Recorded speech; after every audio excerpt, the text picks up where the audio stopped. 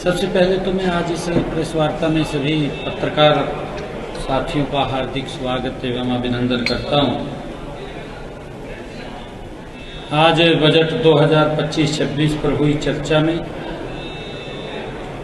विपक्ष ने जो निराधार आरोप लगाए थे, मैंने उनका तर्कसंगत जवाब दिया है। मैं उस जवाब की मुख्य बातें आपके माध्यम से हरियाणा प्रदेश की महान जनता के साथ साझा करना चाहता हूं। मैं बताना चाहूंगा, सदन में विपक्ष खाना पूर्ति कर रहा था, उनके पास कोई मुद्दा नहीं था।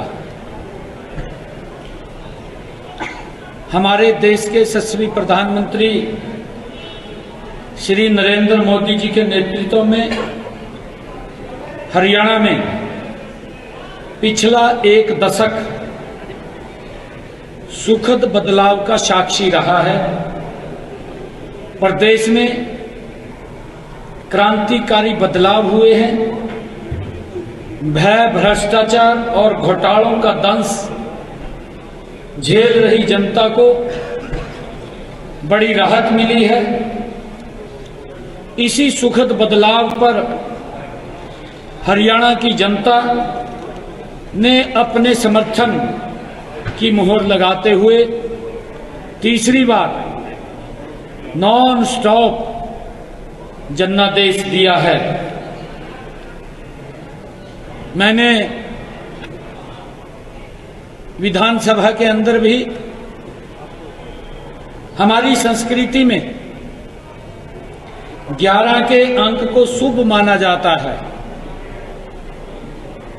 मैं हरियाणा की जनता को नमन करता हूं, जिसने मुझे 11वें मुख्य सेवक के रूप में हरियाणा की सेवा करने का और हमारी सरकार के 11वें बजट प्रस्तुत करने का अवसर दिया है। मैं बताना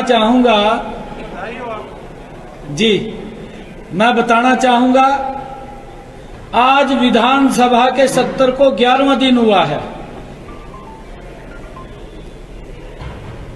हमारी सरकार का ये 11 साल का ये बजट है, 11वां बजट है, और मुझे 11वें मुख्य सेवक के रूप में हरियाणा ने जिम्मेवारी दी है।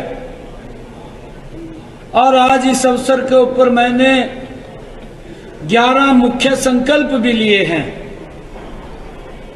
क्योंकि जैसा मैंने कहा है कि हमारी संस्कृति में 11 के अंक को शुभ माना जाता है।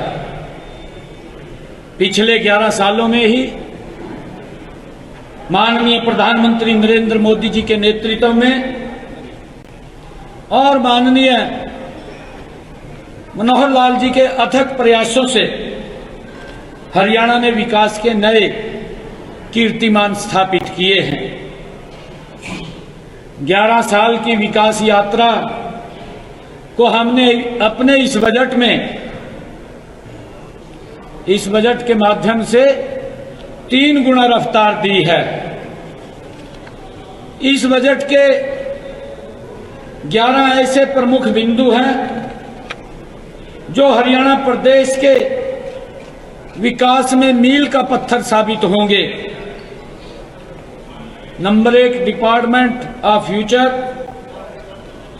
2000 करोड़ रुपए का स्टार्टअप्स के लिए फंड ऑफ फंड्स बनाने की योजना, नशे के विरुद्ध संकल्प प्राधिकरण का गठन, मिशन 2047 के लिए टास्क फोर्स का गठन, नकली बीज और कीटनाशक बेचने वालों के खिलाफ बिल, गांव में महिला चौपाल बनाने की शुरुआत, हर जिले में एक गो अभयारण्य बनाने की घोषणा, अनाधिकृत औद्योगिक कॉलोनियों को नियमित करना, हर जिले में एक राजकीय मॉडल महाविद्यालय बनाने की घोषणा, दिव्यांगजनों के कोष का गठन करना और सभी दिव्यांग भाइयों बहनों के लिए मुफ्त बस यात्रा की घोषणा, और 11वां अपनी बहनों के लिए लाडो लक्ष्मी योजना के लिए 5,000 करोड़ रुपए का प्रावधान। आदरणीय साथियों, वर्ष 2014-15 में कुल बजट 73,301 करोड़ रुपए का था। इसे हमने 2025-26 में बढ़ाकर 2,05,017 करोड़ रुपए किया है।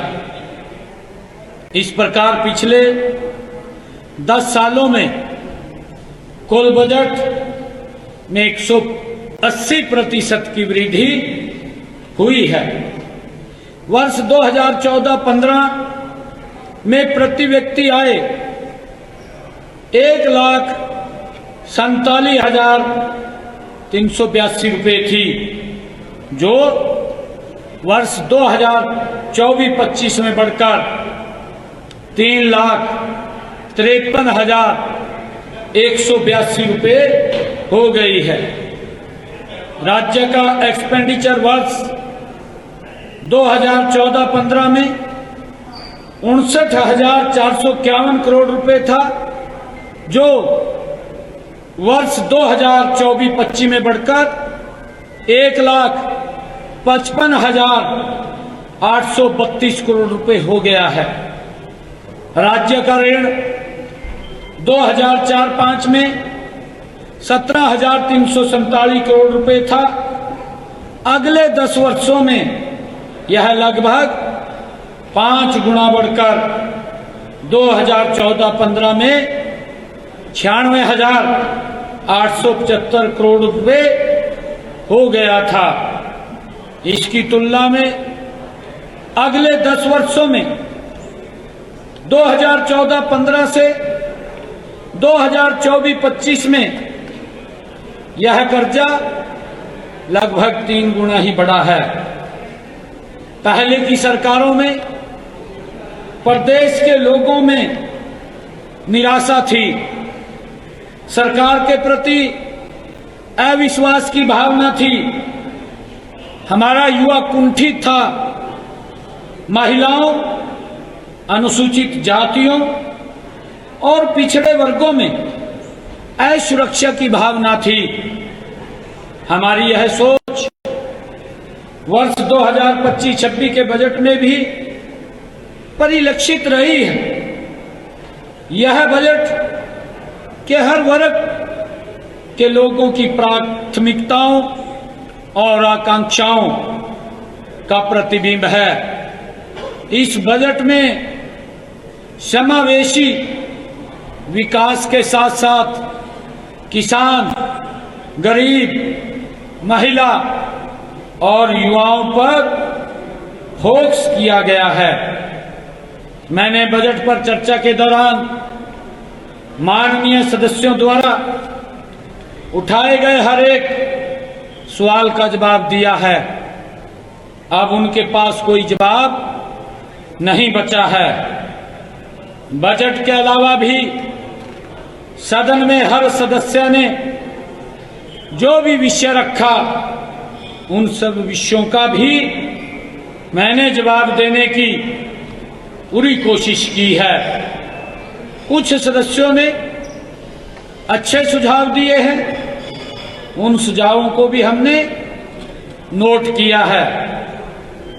माननीय प्रधानमंत्री श्री नरेंद्र मोदी जी के मेरा कहने का भाव है कि सबका साथ, सबका विकास, सबका विश्वास और सबका प्रयास विजन के साथ हमारी सरकार हरियाणा को विकसित करने के लिए 3 गुना गति से कार्य कर रही है।